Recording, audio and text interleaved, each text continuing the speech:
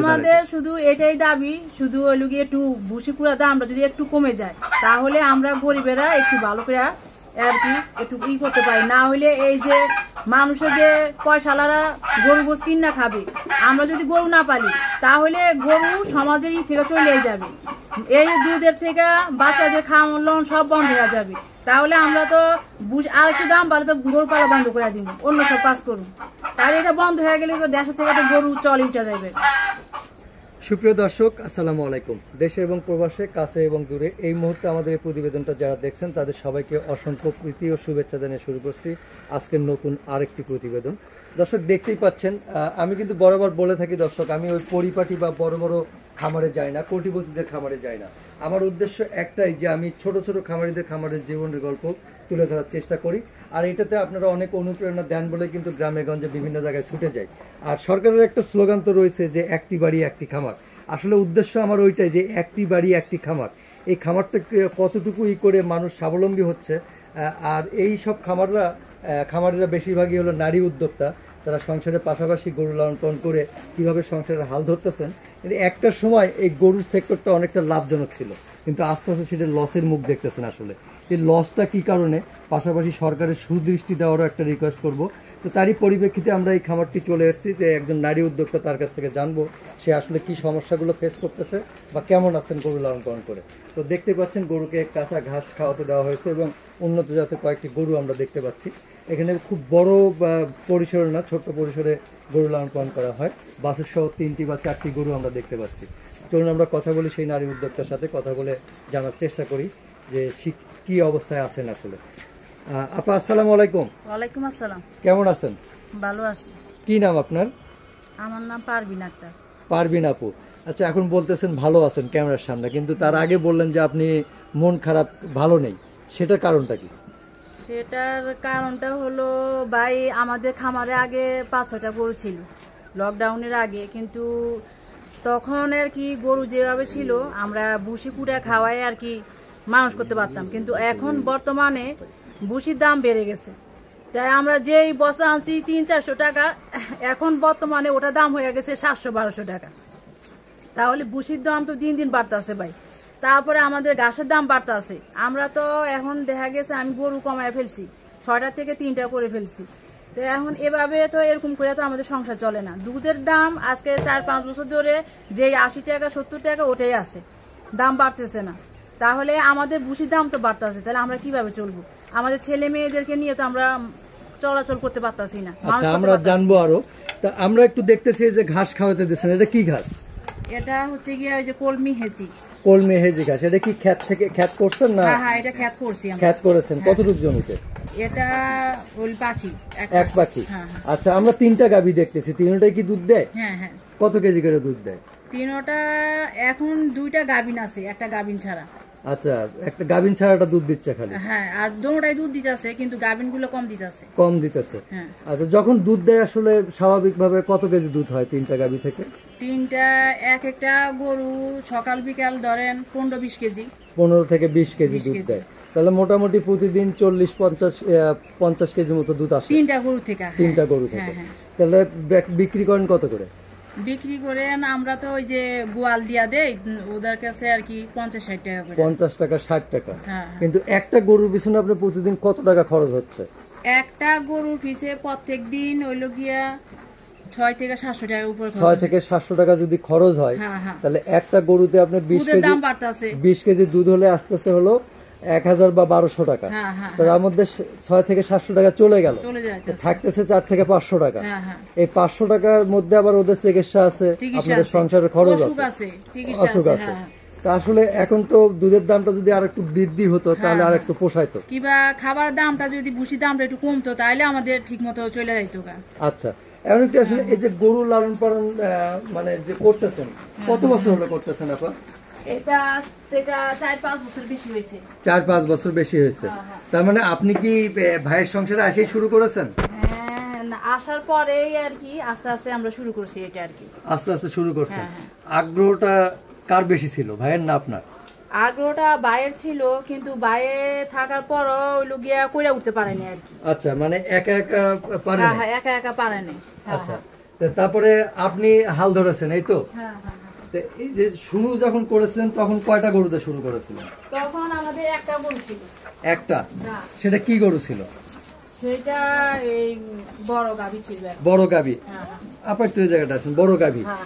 তো এই যে একটা গরুতে শুরু করার পরে আসলে তারপর থেকে কি সংসারের আয় উন্নতি হয়েছে কিছুটা? হ্যাঁ হ্যাঁ হ্যাঁ। আয় হয়েছে? আয় হয়েছিল। এই লসের মধ্যেও আয় হয়েছে? লসের মধ্যে তখন আয় ছিল, তখন তো ওই যে ভুসির দামটা কম ছিল অনেক। আচ্ছা। 400 টাকার মধ্যে আমরা ভুসি আনতে পারছি বস্তা, কিন্তু এখন তো বর্তমানে 500-700 টাকা এক বস্তা, তাহলে 300 টাকা বস্তা প্রতি বাইরে গেছে। আচ্ছা। শুধু হইল গিয়া পুরা, আর যেটা গম ভুসি ওইটার দাম হয়ে গেছে 1400 টাকা। আচ্ছা। তাহলে 1400 টাকা 700 টাকা থেকে 1400 হয়ে গেলে 700 টাকা বাইরে গেছে। এখন 3টা গাভী থাকতেও আমরা চলতে পারতাছি না। আচ্ছা, তার মানে এখন কষ্ট হচ্ছে, হিমশিম খেতে হচ্ছে, ডাবল টাকা বাইরে গেছে। আচ্ছা। এই যে ধরেন আপনি শুরু যখন একটা গাভী কিনছিলেন আজ থেকে 5 বছর আগে, কত টাকা দিয়ে? তখন গাভী কিনছিলাম 1,80,000 টাকা। 1,80,000।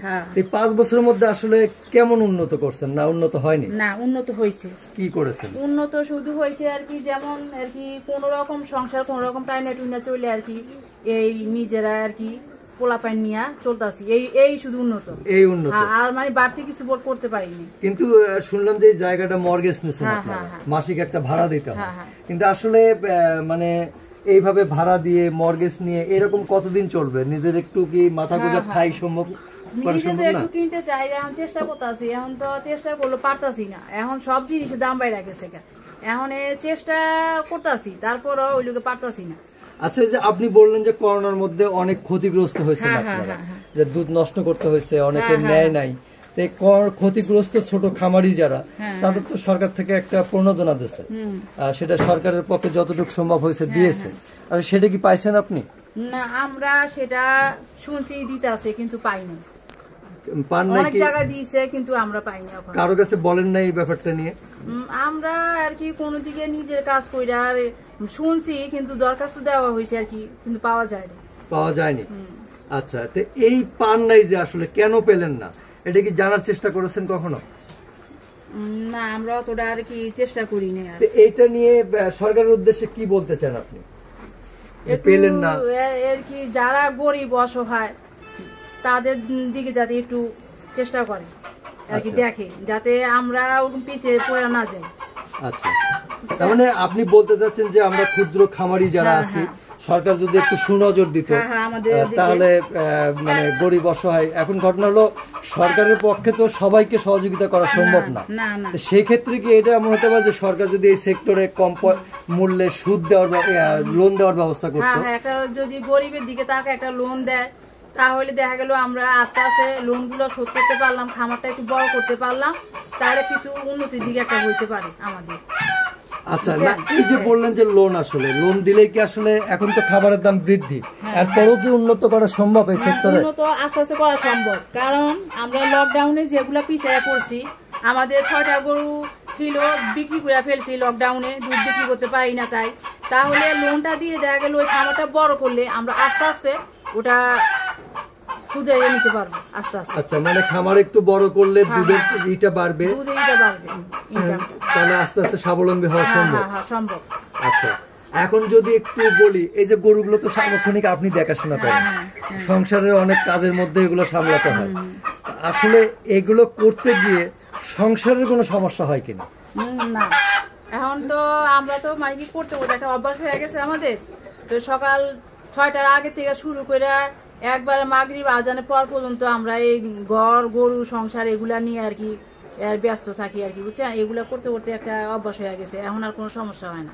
আচ্ছা, মানে এগুলো যত্ন কি আপনি একাই করেন না ভাইও করে? না, বাইছে আছে সাথে, ভাই সাথে থাকে। হ্যাঁ, উনি গাছটা আইনা দেয়, বাড়ি থেকে ভুসি কুড়া এগুলো আইনা দেয় আর কি। আচ্ছা, আমরা যদি একটু করি, ভাইকে যদি একটু ডাকি, আসেন না ভাই, একটু কথা বলি। দর্শক থাকেন, ভাবিও থাকেন।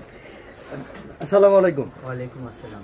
এই যে ভাবি যে কথাগুলো বললো, আসলে তো এই ভাবির কথা বলার পরিপ্রেক্ষিতে আপনি কি আর্জি করতে চান সরকারের কাছে বা সরকারের উচ্চ মহলের কাছে? খামার নিয়ে স্বপ্ন কি বলতে চান আপনি? বলতে চাই যেন সরকারে ভুসি গুঁড়ার দাম কমায় দেয়, আমরা যেন আরো 2-1টা গরু বাছুর বাড়াইতে পারি, নিজেরা চলতে পারি, এই আমাদের কথা। না, আমাদের দেশে সরকার তো পক্ষে সম্ভব না একাই করা, যে একটা জিনিসের দাম বেড়ে গেলে সেটা আর কমে না কখনো, তো যদি না কমে তাহলে আর কি করণীয় সরকারের এই ক্ষেত্রে? ভালো কমে না, তারপর সরকারের কাছে আবেদন এই জিনিসটা যেন দাম কমায় দেয়। আচ্ছা, দাম কমালে তাহলে আপনারা আরেকটু লাভবান হতে হ্যাঁ, পারবেন। লাভবান হইতে পারতাম। তা আপনি কি বলতে চান যে এই সেক্টরটা আসলে মানে তেমন লস নাই, লাভ আছে? হ্যাঁ, খাটতে পারলে লাভ আছে। খাটতে পারলে লাভ আছে। হ্যাঁ। মানে একটা লোক চাইলে কি একটা গরু বা দুইটা গরু দিয়ে শুরু করলে কি সংসারের হাল ধরতে পারবে? হ্যাঁ, পারবে। পারবে? হ্যাঁ, পারবে। এই লসের বাজারেও পারবে? হ্যাঁ, পারবে। আচ্ছা, তা আপনার কাছে কি মনে হচ্ছে সামনে আরো এই সেক্টরটা কি করলে উন্নত হতে পারে? সামনে আপনি আরো 2টা গরু দিয়ে বাড়াইতে পারতাম, তাহলে আর একটু ভালোভাবে চলা পারতাম। আচ্ছা, তা ভবিষ্যৎ স্বপ্ন কি দেখতেছেন? ভবিষ্যৎ ছেলে পেলে মানুষ করুন, কথা বুঝেন না? ছেলেপেলে মানুষ করবেন, সুশিক্ষিত করে গড়ে তুলবেন, এটা তো স্বপ্ন। তো সর্বশেষ যেটা জানতে চাই যে আসলে এই যে গরুগুলো যখন অসুখ বিসুখ হয় তখন আপনি মা হয়ে কিভাবে বোঝেন? আমরা তখন বুঝতে পারি গরুগুলো একটু কম খায় কিংবা একটু সমস্যা দেখা দেয়, এই যে ঘাস কুটা খাইতে চায় না, তারপরে একটু মানে অন্যরকম ভাব বোঝা যায়, বুঝছেন? তখন আর কি দেখে গরুগুলা তারা ডাক্তার আইনে তাড়াতাড়ি ওষুধ খাওয়াই দিয়ে। আচ্ছা, আর নিজেরা তো যত্ন করেন? হ্যাঁ হ্যাঁ। সন্তানও আছে আপনার, কাকে বেশি যত্ন নিতে হয়, গরু না সন্তান? দোনোটাই। দোনোটাই? দোনোটাই, কারণ গরুটা তো ওই গিয়া এটা বুঝতে পারতাছে না, এটা আমাদেরকে বলতে পারতাছে না, এটার আরো বেশি যত্ন করতে হয় আমাদের থেকে। আচ্ছা, মানে ওরা তো বোবা প্রাণী। হ্যাঁ, ওরা তো ওদের তো কোনো বুঝ জ্ঞান নেই, ওই জন্য গরুদেরকে একটু বেশি যত্ন করতে হয়। আর ওরা তো একটু বলতে পারে, নিজেদের সন্তান, ওরা তো বলতে পারে, একটু জ্বর ঠান্ডা হইলে বলতে পারে, তাই ওদেরকেও একটু যত্ন করি। সবই দেখতে, পাশাপাশি সবই দেখতে হয়। মুরগিও পালেন? আমি আল্লাহর রহমতে সবই করি, মুরগি পালি। এই যে মুরগি করতেছে কি, ডাকতেছে, ক্ষুধা লাগছে? মুরগি ডাকতেছে, মানুষ দেখছে না, ওই জন্য আর কি।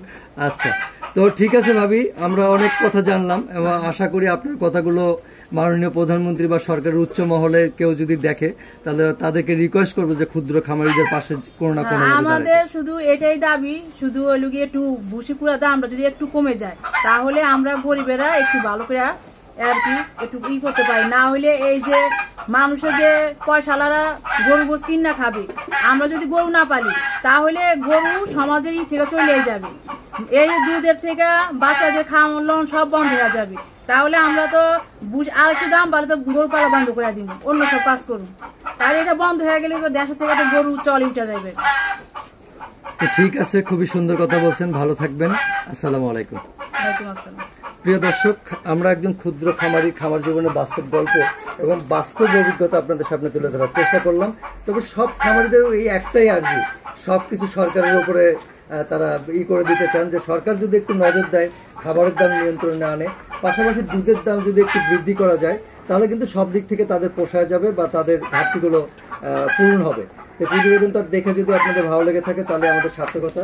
সামনে এরকম নতুন নতুন প্রতিবেদন দেখার জন্য লাইক, শেয়ার, কমেন্ট এবং সাবস্ক্রাইব করে আমাদের সাথেই থাকবেন এবং সবার মধ্যে শেয়ার করে বিলিয়ে দেবেন যাতে মানুষ উপকৃত হয় এবং অন্যরা শিখে নিয়ে এই সেক্টরটায় ইনভেস্ট করতে পারে। আজকে আমাদের এখানে শেষ করছি, সবাইকে অসংখ্য অসংখ্য ধন্যবাদ।